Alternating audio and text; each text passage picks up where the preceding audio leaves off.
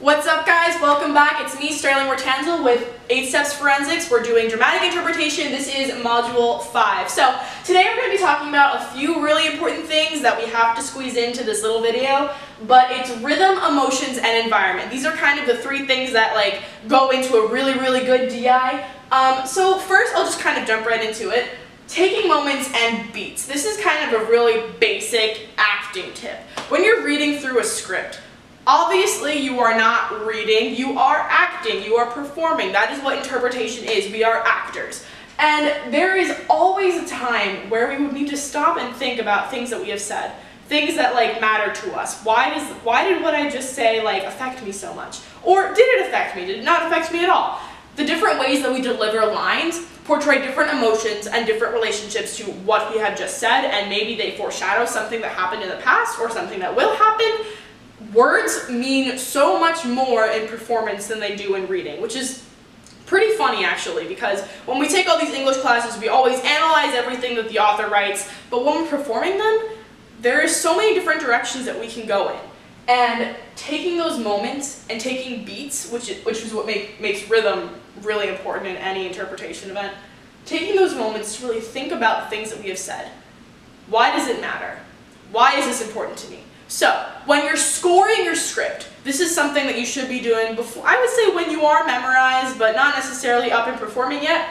You are going to go through your script and find sentences or words that mean something. Okay, here's one word. This is going to remind her of this time in the past, or going to remind him of this time that he did this with this person on this day, and that day everything changed. Something like that. So, what I usually do is I go into my script with a pen and a highlighter. I highlight words or phrases, something that would trigger something, or maybe it wouldn't trigger anything at all. There are times when you can just throw a word away. This is a term that my mom would always use to me. She was an actress, and when we say these things, it means that they are just conversational. When I'm talking to you right now, you wouldn't think that I just memorized a script and I'm just telling you what I'm telling you. No, it's conversational. That is what acting is. Acting is finding what real people say and emulating how real people behave, instead of finding meaning for every single thing that they say.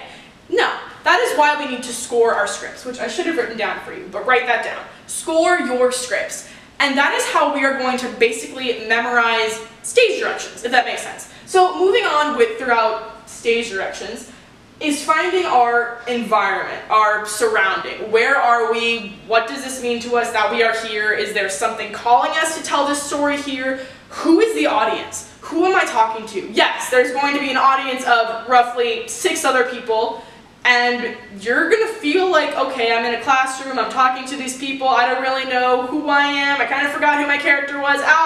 No. Think of where you are.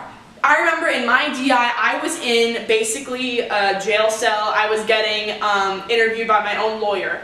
The audience was my lawyer. I was giving my testimony. And that is how I could make those connections and tell the story much more honestly and more accurately as this character. So, when I get into method acting, and we talked about this a little bit in past modules, but this is, like I said, finding moments or finding relationships between you and that character where you can really bring out these emotions. So when you are scoring your script and you find, let's say she's going to be feeling angry here, she's going to be feeling super happy and super giddy here.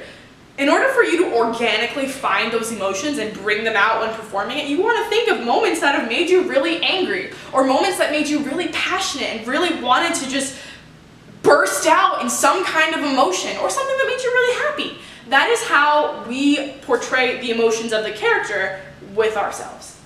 So, when you're asking yourselves these questions, and this is probably the easiest way to identify all of these things, because this gets really complicated, but the most basic way to identify these things are asking yourself these questions. Who are you? Easy question. We already kind of established that in module 2 or 3, I believe.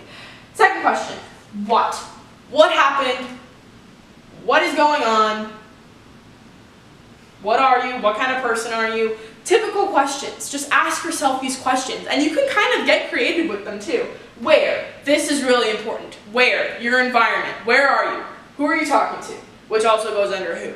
But that's what I said. You can take these little questions and get really creative with it and find all of the answers to basically anything in your piece. When? Time period, which also establishes the setting. If you're speaking from like 18th century England, maybe you'll have an accent. Or maybe your environment will change. Maybe maybe you're in a castle, you know? It's going to change based on however you answer these questions. And the most important one, why? Why? Why are you doing this? Why does this matter? Why am I listening to you? Why am I watching you perform this piece? Why are you getting so emotional right now? Why are you not connecting with it? Why? There are so many answers and so many questions that you can draw just from the word why. And that is kind of what makes, like I keep saying, interpretation such a complicated yet just beautiful event, because we can answer all of these questions just through performance. And also, when you're asking yourself why, that is a perfect opportunity for improvement. Why am I not connecting to this character? Why do I not understand why this character did this? Why do I not connect so much? Why am I not feeling what she's feeling? And once you ask yourself those questions, you can find room for improvement, and you can find the little nitpicky things that have drawn you from connecting to this character. So, overview. We've talked about taking moments and beats, thinking about what we're saying. Why do they matter to us? Which is, again, another one of the most important questions. Why? Levels of emotion, which connect with these two as well. Thinking about what we're saying, like I said, something that has happened in the past, something that's drawing these emotions out of us. We don't really know why, but we can connect with them because we found moments in our life that connect with the moments in this character's life. And responsiveness to your surroundings, that's establishing your environment, where are you, which can basically change with however you answer any of these questions. And method acting, which is basically the overview of everything that we have just talked about. And that is, once again, finding those moments in your life that connect with the moments in the character's life. That is Module 5. We'll see you back for Module 6 with dramatic interpretation. Bye, guys.